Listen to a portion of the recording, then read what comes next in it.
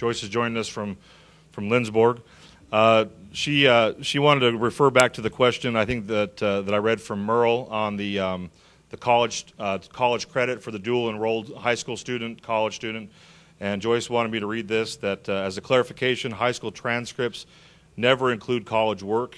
No college will accept college work unless that college receives a college transcript. So I think that the people that are reviewing that probably know that very well. We may have misspoke earlier, possibly. I'm not sure, but well, I would just say duly noted. We know we've got experts out in the world here who are going to help us as faculty reps get this all correct, and so I just appreciate the clarification. Yep, thanks.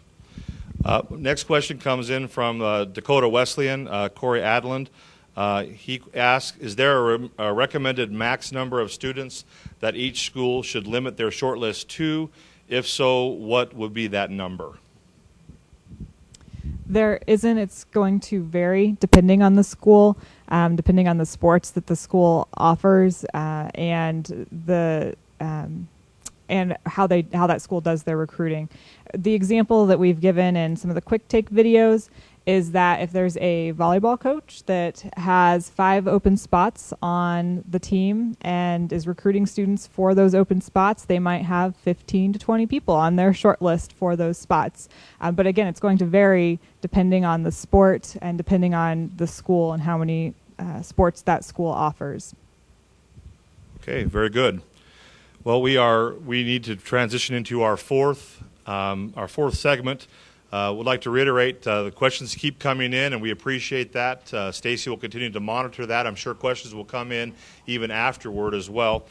When you registered to watch the broadcast today, you provided your email address, and the national office will be putting together a FAQ document that will go out to each of the participants that were watching today and anyone who comes on later on that archive. So we do appreciate those questions, and we'll be able to filter through and put those together in a little bit more of a organized format. I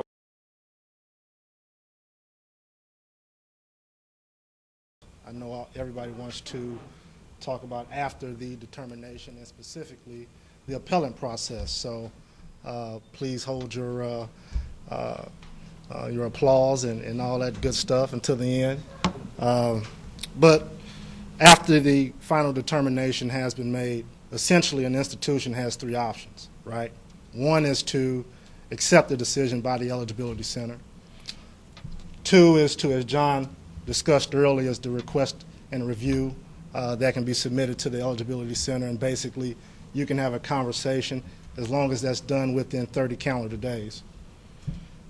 The final option is to appeal, and if an institution wants to appeal, there are certain conversations that need to be had internally with the athletic director, faculty athletic representative, and head coach.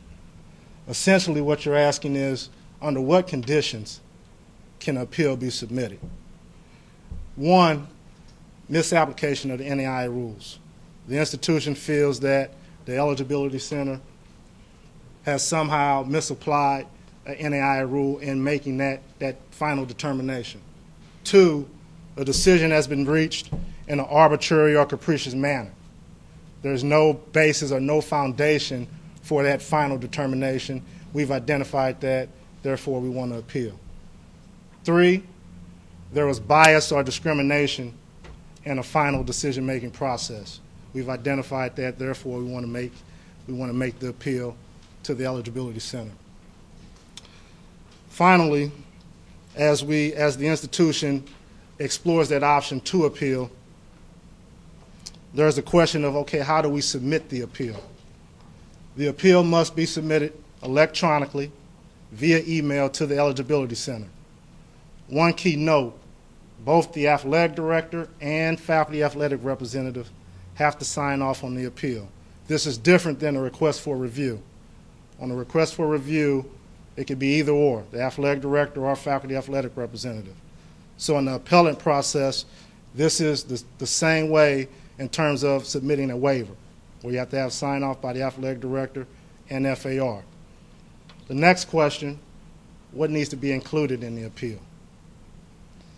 That's all the supporting information that you have as an institution that's relevant to the case. That's number one. Number two, you want to make sure as an institution you identify the reason why you're submitting the appeal. Now, another question we're going to have from institutions, how long the appeal is going to take. That's key for you to have that information included in the appeal to make sure we can make a timely decision and get this information to our National Eligibility Committee or our Competitive Experience Committee. If we go back to the beginning and we ask ourselves, after that final determination has been made and we've submitted the information to the Eligibility Center, and the question becomes, well, what if we were recruiting a student and now we find out that an appeal has been submitted? Once the appeal has been submitted, the Eligibility Center receives it. The center will notify, obviously, that institution that they're in receipt of the information, but then they will also notify Institution B if Institution B had that student on their short list. So, for example, if Kansas Wesleyan recruited a basketball student, Kansas Wesleyan submits that appeal, and Tabor is on that, it has included that student on the short list, we will notify Tabor and let them know that an appeal has been submitted. The second step in that process, if Tabor comes back and says, well, wait a minute, Eligibility Center, we want to know what's going on with this appeal. The Eligibility Center is obligated to submit a summary of issues to Tabor College so they understand exactly what's going on and why Institution A submitted an appeal. So that's key to understand. Also, during the appellant process, the institution doesn't have to go through the conference for a conference recommendation. So understand that as well. So that's different from the regular waiver process. So that'll help streamline the appellant process. Moving forward, I just mentioned that the committees that will be involved, one, the National Eligibility Committee, then also the Competitive Experience Committee. Anything academic related, the NEC will review. If it's competitive experience related, the Competitive Experience Committee will review. If it's both, then we'll have both committees review at the same time. Okay?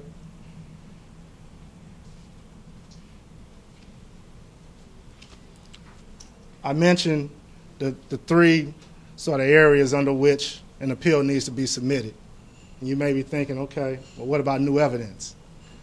If there is new evidence that the institution has and it's submitted to the Eligibility Center and the National Eligibility Committee and or Competitive Experience Committee receives the appeal and notices new evidence. New evidence is anything that's been included in the appeal that wasn't part of the original decision by the Eligibility Center. The NEC or Competitive Experience Committee will submit that information and submit the entire case back to the Eligibility Center. The Eligibility Center at that point will make the final determination based on the new evidence provided by the institution. Okay?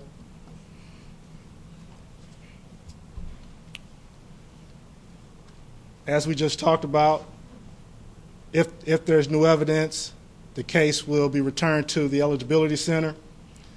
If none of the conditions have been met, then the Eligibility Center will not review the appeal. All right?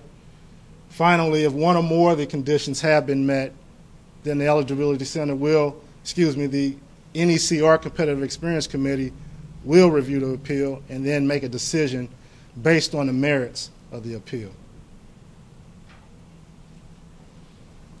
Last thing I want to say before I go to the role of the FAR is 3 points. One, once you decide to make an appeal, it's paramount to have that internal discussion with your athletic director, faculty athletic representative, and head coach of that particular sport. And make sure you identify the reasons why you want to submit an appeal to the Eligibility Center. Make sure you have the proper information and the supporting documentation to submit to the Eligibility Center. And also make sure you're in communication, obviously, with the prospective student, and make sure that if you're thinking about a timeline in terms I want to get an answer quick, make sure you submit that proper information and it's done in a timely fashion. And remember this, it's a simple reminder. You got to have the athletic director and faculty athletic representative sign off on the appeal. Okay? Moving forward, this question, if I had a nickel for this question at last year's convention, I'd be a rich man right now. But since we announced the implementation of the Eligibility Center, we've had a lot of FARs say, okay, what's happening to us? What do we do? Once that student shows up on your campus, you become the certifying institution. You are responsible for certifying that student prior to participation. Couple things to remember. Number one,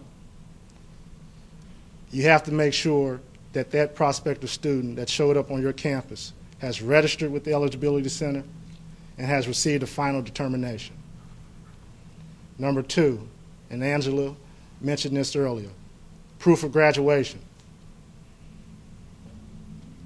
You're responsible for the proof of graduation, or making sure that the student has enrolled and is in good standing at your institution, specifically homeschool students or students that have received a GED.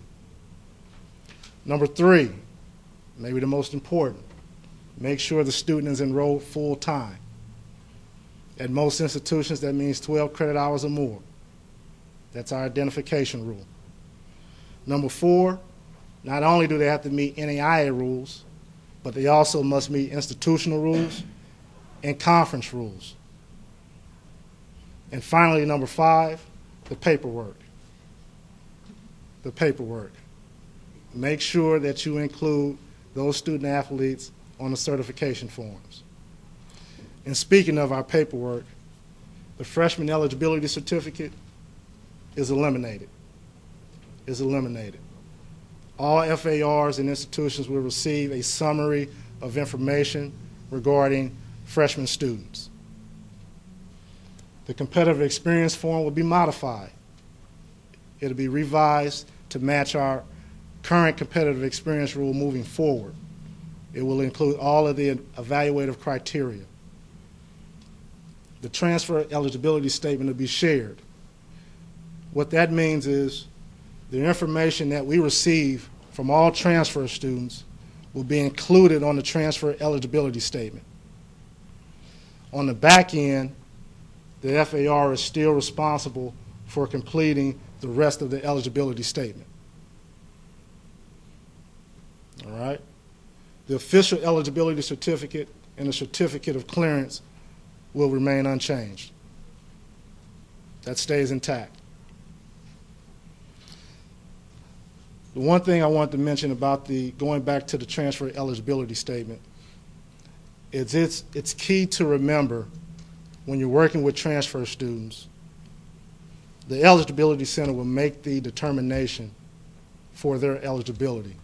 However, if the student participated at a non-NAIA institution, the same rules still apply. That student needs a written release, and that is up to the institution to make sure that that institution receives that written release.